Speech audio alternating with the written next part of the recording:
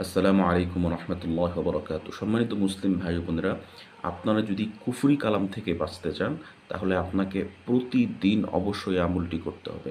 সেটি খুবই ছোট একটি আমল, খুবই সংক্ষিপ্ত একটি আমল, এবং যে আমলটি কিনা প্রত্যেকটা মুসলমানই করতে পারবে আলহামদুলিল্লাহ। আমলটি আমি অবশ্যই বলছি, তার আগে যারা এখনও আমাদের এই চ্যানেলটি সাবস্ক্রাইব করেননি এবং বেল বাটনটি প্রেস করেননি, তারা এখনই বেল বাটনটি প্রেস করে এবং চ্যানেলটি সাবস্ক্রাইব করে এবং ভিডিওটি শেয়ার করে সাথেই থাকবেন। আর আমি আপনাদের সাথে আছি মাহমুদুল হাসান আরিফ। আমি শায়েখ মাহমুদুল হাসান আরিফ আপনাদের সাথে কথা বলছি, আলোচনায় আছি আমি শায়েখ মাহমুদুল হাসান আরিফ।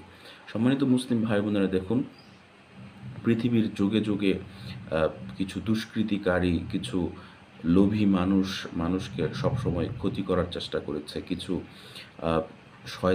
শয়তানের অনুসারী মানুষ পৃথিবীতে যুগে যুগে ছিল। কেয়ামত পর্যন্ত তারা থাকবে এবং তাদের তৎপরতাও পৃথিবীতে বহাল থাকবে। এটাই হচ্ছে সবচেয়ে সত্য কথা। কিন্তু তাদের এই তৎপরতাকে যেমন আমরা বস্তুগতভাবে আমরা নস্যাৎ করতে পারি, সেগুলোকে নষ্ট করতে পারি, ঠিক তেমনি আল্লাহ রব্বুল আলমিনের দেয়া যে কালাম কোরআন, সে কোরআনের মাধ্যমেও কিন্তু আমাদেরকে সেগুলো নষ্ট করতে জানতে হবে। আর সেটা আমি অবশ্যই বলছি আপনাদের, সেটা খুবই ছোট এবং সংক্ষিপ্ত একটি আমল।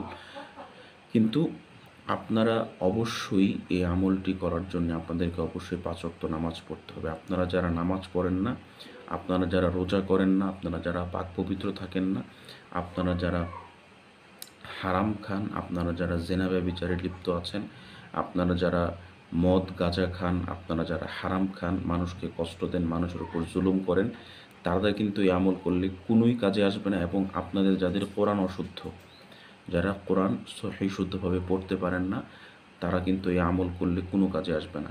আপনাকে অবশ্যই কোরআন সহি শুদ্ধভাবে পড়তে জানতে হবে। আপনাকে অবশ্যই হালাল ভক্ষণ করতে হবে, হালাল খেতে হবে। আপনাকে অবশ্যই মানুষের উপর জুলুম করা যাবে না, মানুষের উপর জুলুম করা যাবে না। আপনাকে অবশ্যই আপনাকে অবশ্যই মানুষের যে বদদোয়া আছে সে বদদোয়া থেকে বাঁচতে হবে।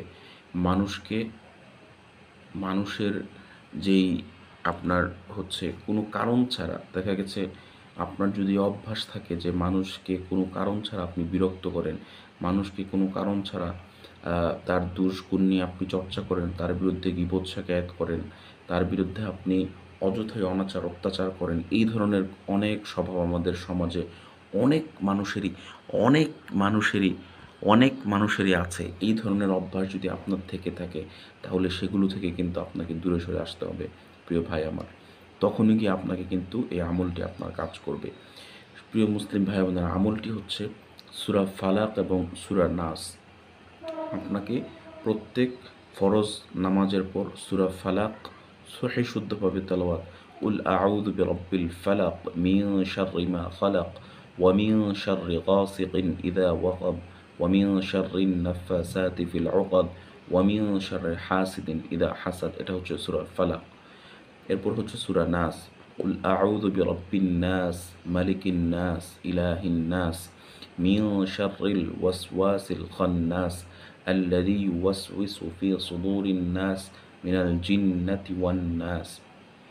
প্রিয় মুসলিম ভাই বোনেরা, দেখুন, রাসূল করিম সাল্লাল্লাহু আলাইহি ওয়াসাল্লামকে ইয়াহুদি মহিলা কিন্তু জাদু করেছিলেন। তখন আল্লাহ রাব্বুল আলামিন রাসূল করিম সাল্লাল্লাহু আলাইহি ওয়াসাল্লামকে সেই জাদুগ্রস্ততা থেকে বা সেই জাদু থেকে মুক্তি দেওয়ার জন্যই যে সূরা ফালাক এবং সূরা নাস নাজিল করেছেন। এই আয়াতগুলো, এই সূরাগুলো নাজিল হয়েছে কুফরি কালাম, জাদুটোনা এবং এই ধরনের সংশ্লিষ্ট যত সমস্যা আছে সেই সমস্যাগুলো থেকে মুক্তি পাওয়ার জন্যে। বদনজর হতে পারে, এই ধরনের যত সমস্যা আছে সব সমস্যার প্রাথমিক এবং আপনার মৌলিক সমাধান হচ্ছে এই সূরা ফালাক এবং সূরা নাস।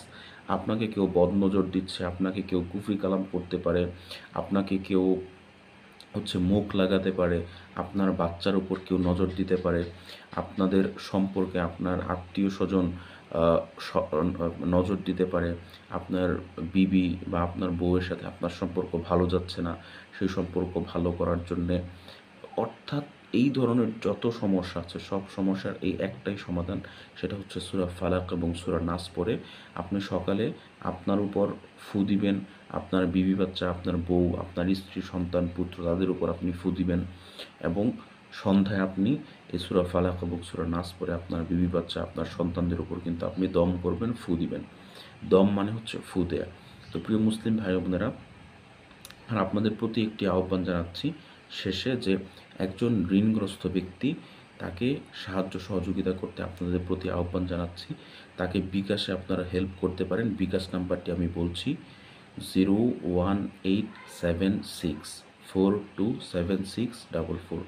আবারও বলছি, 01876427644।